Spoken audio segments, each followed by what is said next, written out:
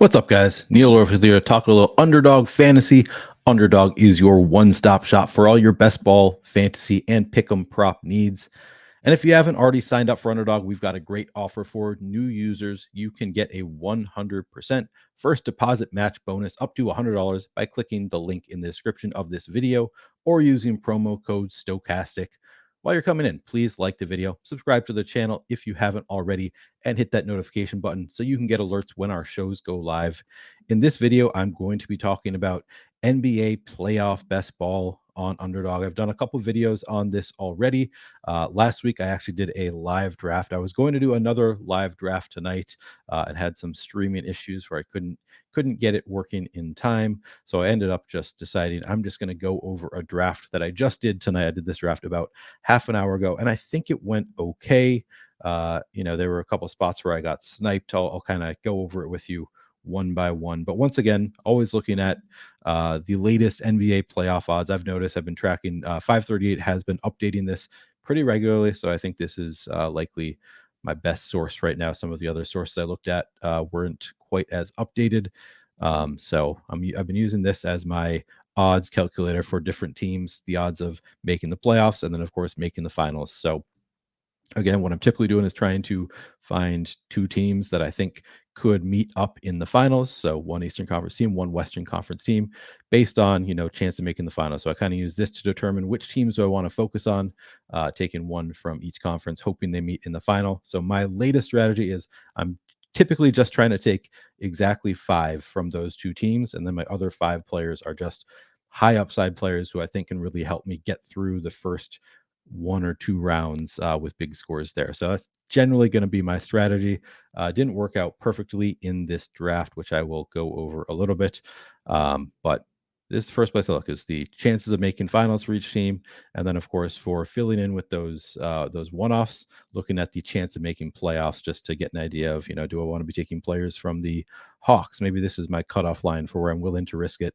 Obviously you can get some probably good value on the Bulls, Pelicans, etc. now, but I think you can also get great value on like Trae Young was one of the last round picks in that draft. Hawks, Lakers. I think this is probably worth in some drafts taking some chances on these teams that have 40+%, but obviously then Timberwolves, Mavs, looking better here, better odds of making it. So maybe those are some of the better bets. But so that's what I'm kind of looking at. And using this is the first round up here. Typically kind of goes as you would expect it to go. Everybody knows, or just about everybody seems to understand, that you want to take players, the star players from the teams that are likely to make the finals, because that's where you make the money, is if you have a team that does well in the finals. Everybody seems to understand that, and the ADP really reflects that with, Giannis, Jokic, Tatum, Embiid, Durant, and Jaylen Brown. The one interesting thing is Kevin Durant goes early pretty frequently.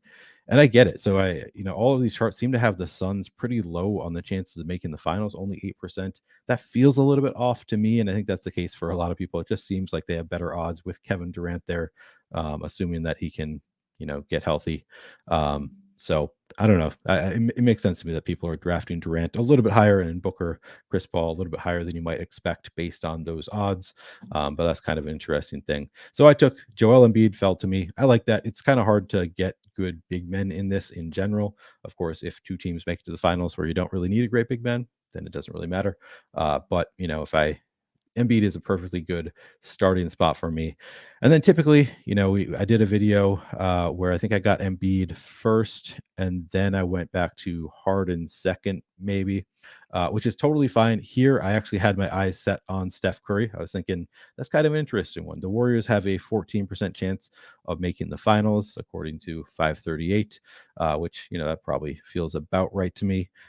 So Warriors with a 14% chance of making the finals. They're one of the teams that I can kind of fall back on, and I thought it might be a little bit more unique. I don't know if that's true. It might not be all that unique, but I thought maybe not a lot of people are building out for a Sixers Warriors championship, and just snagging the best player from each team right away I thought was an interesting way to start building. So I went in with the idea that I want to build for a Sixers Warriors championship game, and then I'm going to fill in with some solid one-off. So I started off getting Curry, and Harden went before me, but I was hoping to get Curry there anyway, because I wanted to try doing something a little bit different.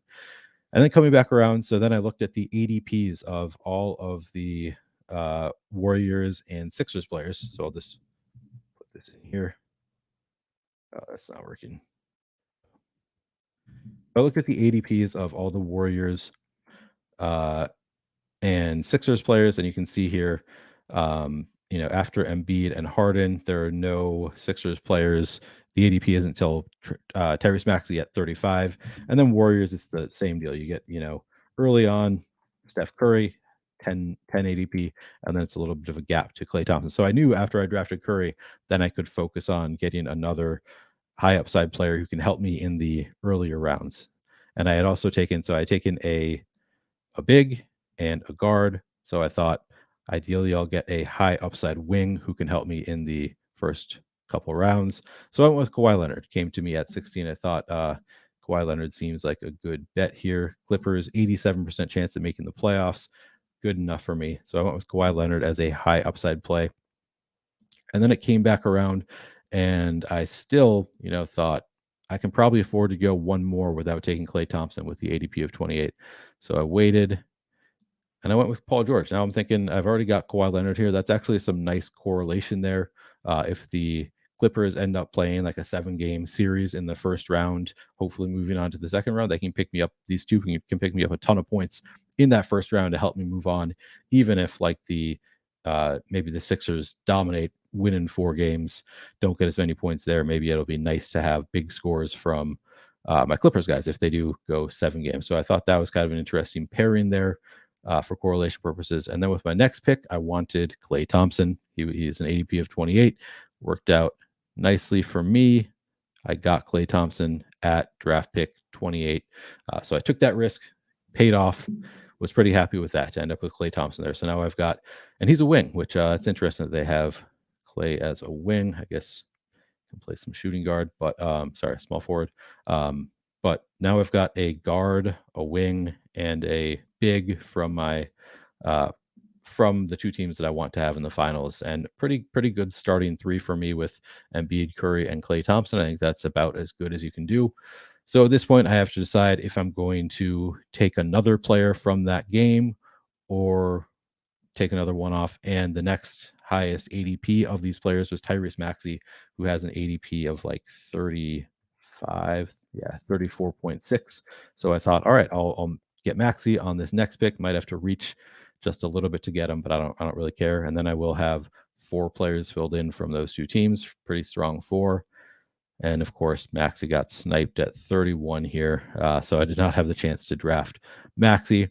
So at that point, there's a little bit of a gap. I don't feel, like I need to jump to get Tobias Harris or Jordan Poole, the next players in terms of ADP from these teams. So I decided to just go back to taking a high upside player. And I actually, what do we have Sacramento at?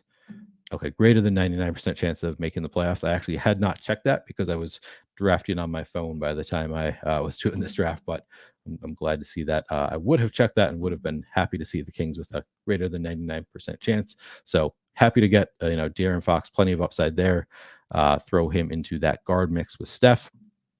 And then I think the next pick, I thought, again, maybe I better take another player from those first, from my championship teams. So on my next pick, I went and got Tobias Harris right around his ADP. I believe his ADP is 40, 41, 39. Okay, so I got Tobias Harris at pick 40. His ADP was 39. I didn't really care if I got Tobias Harris or Jordan Poole or one of the other players at that point. So then I have at that point, I believe I had, where can I see? Now I'm losing track. So I had Embiid, Curry. I got Klay. So I had 3 there. Oh yeah, so I was at just 4 at that point. Where am I? Here we go. I was at 4 with Tobias Harris.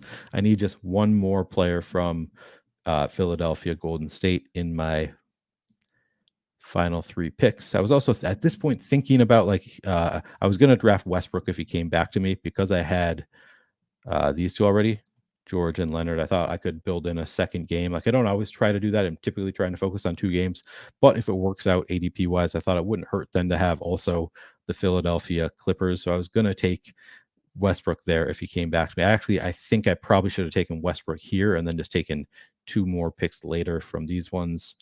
Maybe. I guess I was really trying to just build for one. So I think Tobias Harris was a fine pick.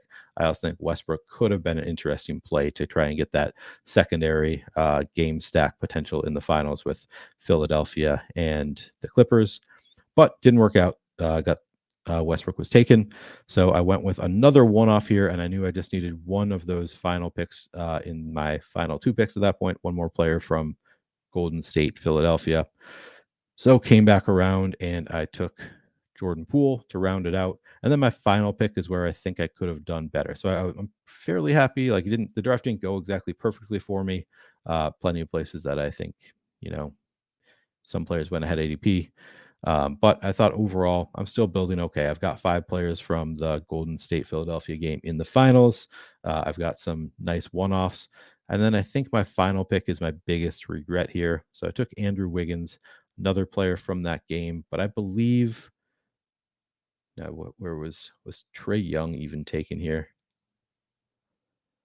Yeah, so this is if I had been at my computer looking at like which teams are likely to make the playoffs, I might have taken a shot on Trey Young there.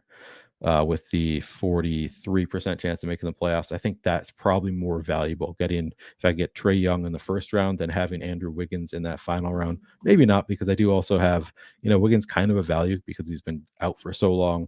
And I also do have I guess I have Klay Thompson there as well, wings. So yeah, I think Wiggins was probably not my best pick, except I do think that he was going a little bit late because he's been out for so long and he could make it back for the playoffs.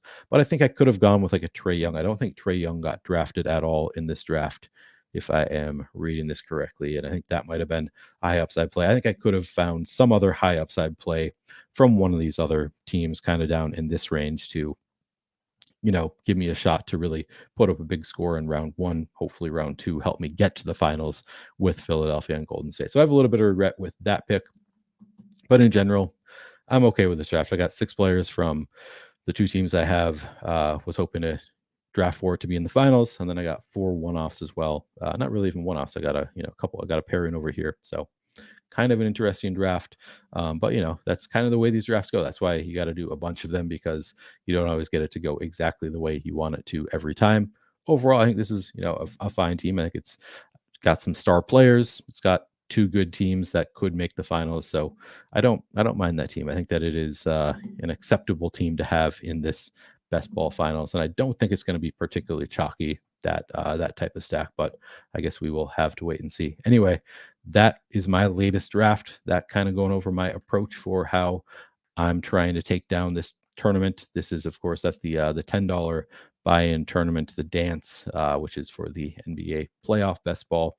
That's my approach, and that's my latest draft. Good luck to you in your drafts. I'll catch you next week.